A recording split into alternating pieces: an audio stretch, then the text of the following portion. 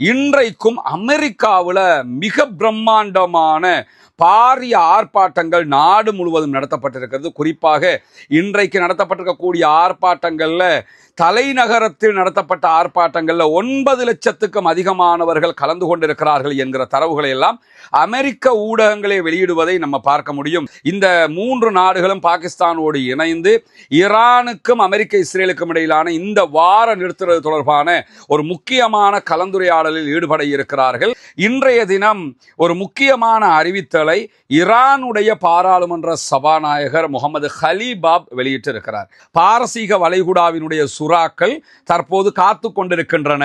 ஈரானுடைய சுறாக்கள் அமெரிக்காவினுடைய படைகளுக்கு எதிர்பார்த்து நிற்கின்றன என்கிற செய்திகளை இன்றைக்கு IRGC வெளியிட்டிருக்கிறது. எனவே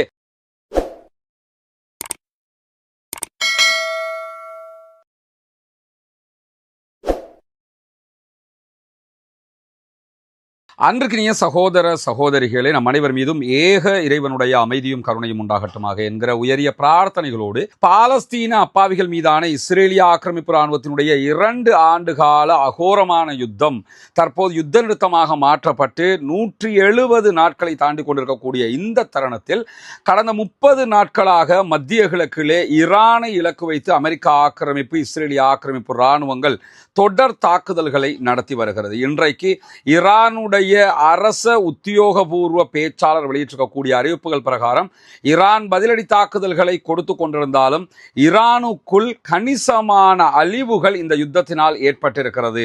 கிட்டத்தட்ட 2000 பேர் கொல்லப்பட்டிருக்கிறார்கள்.